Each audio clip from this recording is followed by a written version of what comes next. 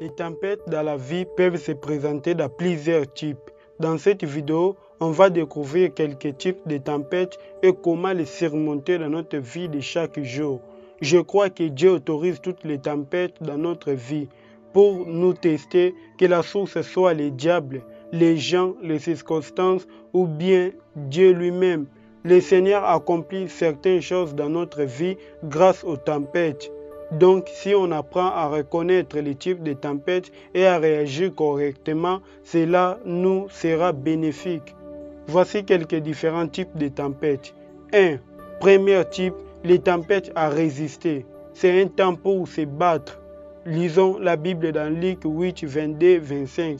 Jésus leur dit, traversons les lacs. Ils priront donc un bateau et commenceront à traverser. Pendant le voyage, Jésus s'allongea pour faire une sieste. Pendant qu'il dormait, les vents s'élevant, une tempête féroce souffrant et menaçant de faire chavir les bateaux. Il était en réel danger. Les disciples réveillaient Jésus en criant « Maître, Maître, on va se noyer !» Alors Jésus réprimanda les vents et les vagues. La tempête s'arrêta et tout fut calmé. Il leur demanda alors « Où est votre foi ?» Ils furent émerveillés et se dirent les uns les autres « Qui est cet homme pour que même les vents et les vagues lui obéissent ?» Amen. En voyant ce type de tempête, cela ne vient pas de Dieu, mais elle est démoniaque parce que Jésus l'a calmée. Après avoir calmé la tempête, Jésus dit aux disciples « Où est votre foi ?» À chaque fois qu'une tempête souffre dans notre vie, le Saint-Esprit nous demande « Où est votre foi ?» Certaines fois, les forces démoniaques lâchent une tempête. Cela peut être des tentations puissantes. Nous sommes humains et nous sommes réceptifs aux tentations et aux péchés tous les jours. Cela fait tout simplement partie de la lutte contre notre nature pécheresse pour que la nature de Dieu prenne le dessus. Mais parfois, il y a des fortes tentations. Cela est démoniaque et on doit résister. On doit résister. On ne doit pas se lâcher. On ne doit pas s'emporter dans cette tempête-là. On devait résister. La Bible dit, soumettez-vous à Dieu, résistez au diable et il fuira loin de vous. Deuxième type de tempête, les tempêtes à éviter. Un temps pour se cacher. Lisons la Bible dans Exode 14, 14, ainsi dans Psaume 57, 1. La Bible est en train de dire dans Exode 14, 14, « L'Éternel combattra pour vous, et vous, tenez-vous tranquille. » Psaume 57, 1, la Bible est en train de dire, « Ayez pitié de moi, ô Éternel. Aie pitié, car en toi je cherche mon refuge. Je me réfugie sous tes ailes, tant que durera la tempête. » Amen. En tant que chrétien, lorsque quelque chose nous atteint, notre tendance est de tout de suite le combattre. C'est une bonne réaction à avoir.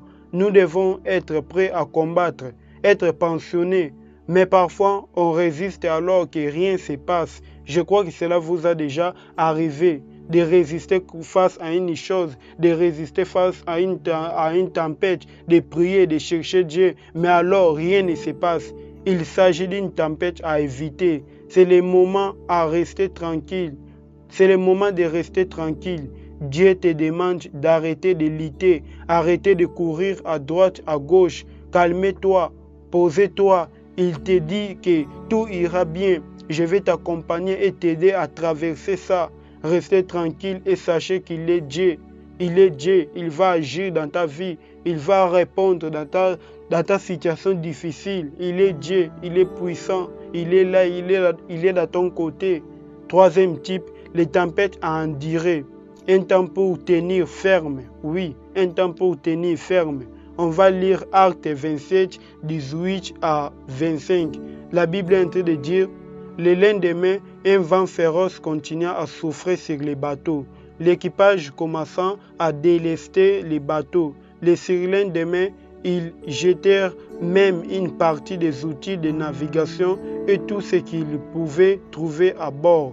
La terrible tempête souffrant pendant plusieurs jours bloqua le soleil et les étoiles, jusqu'à ce qu'il n'y ait plus d'espoir. Personne n'avait mangé depuis longtemps.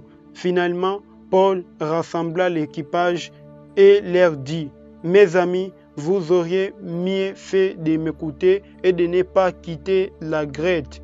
Vous auriez évité tous ces dégâts et toutes ces pertes. Mais maintenant, je vous invite à reprendre courage, car aucun de vous n'y perdra la vie, seul le bateau sera perdu. En effet, cette nuit, un ange de Dieu à qui j'appartiens et que je sers s'est présenté devant moi et m'a dit, « Paul, ne crains rien, il faut que tu comparaisses devant l'empereur et Dieu t'accorde la vie, sauve-toi avec tes compagnons de voyage. » Courage donc, mes amis, dit Paul, j'ai confiance en Dieu, tout se passera comme il avait dit. Amen. Au milieu d'une telle tempête, il est difficile de se réfugier en Dieu et d'être en paix. C'est donc un troisième type de tempête et la seule chose à faire face à une tempête de ce genre est de la traverser et endurer, peu importe le temps que cela prendra, il faut endurer. Il faut endurer, peu importe les déceptions dans la vie, peu importe les problèmes qui t'arrivent, il faut endurer dans l'épreuve, il faut endurer dans les situations difficiles, il ne faut pas lâcher la garde, il faut endurer, même les tribulations viennent de temps en temps. Les persécutions, il faut toujours endurer dans la présence de Dieu. Il faut toujours ayer confiance en Dieu. Il faut toujours endurer dans ta foi. Oui, la Bible dit, quand Jésus viendra, trouvera-t-il la foi sur la terre? Il faut garder ta foi. Il faut endurer dans les tempêtes de ces genres. La chose fantastique, c'est que Dieu a envoyé un ange pour se tenir à côté de Paul et lui annonçant que Dieu avait une bonne nouvelle. Dans chaque moment dans nos vies, le Saint-Esprit est là pour te rappeler les choses de Dieu, les merveilles de Dieu. Le Saint-Esprit est là de ton côté pour te donner encore l'espoir. Quand tu passes des moments difficiles, le Saint-Esprit est dans ton côté. Il est là pour te motiver, il est là pour t'appuyer, il est là pour te fortifier.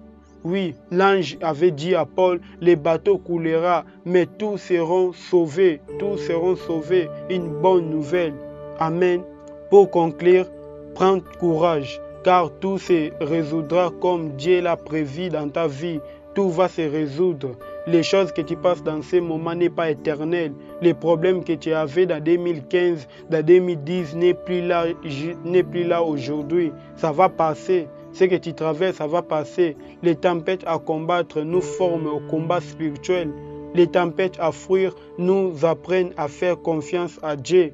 Les tempêtes à endurer nous forgent le caractère.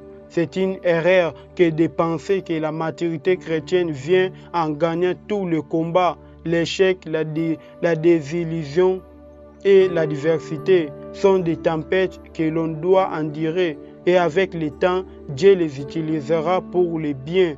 Oui, Dieu va t'utiliser dans toutes les tempêtes que tu traverses. Dieu va t'utiliser pour fortifier les autres. Dieu va t'utiliser pour fortifier ta famille. Dieu va t'utiliser pour la force des autres. Oui, ça va être des appuis dans ta vie, dans les futurs. Oui, dans les futurs. Si l'on persévère dans la foi et garder la foi. Que Dieu vous bénisse. À présent, vous pouvez cliquer en description sous cette vidéo. Vous trouverez nos différents liens ainsi notre site internet. Vous trouverez encore le lien pour télécharger l'un des livres PDF gratuits pour votre croissance spirituelle. Abonnez-vous et activez la cloche de notification afin de recevoir nos prochains contenus. Pour soutenir aussi l'avancement des chaînes et faire développer la communauté. Vous pouvez désormais devenir partenaire de Sauve-moi en envoyant votre don depuis la page web dans notre site ou en description sous cette vidéo. Que Dieu vous bénisse et vous garde en paix.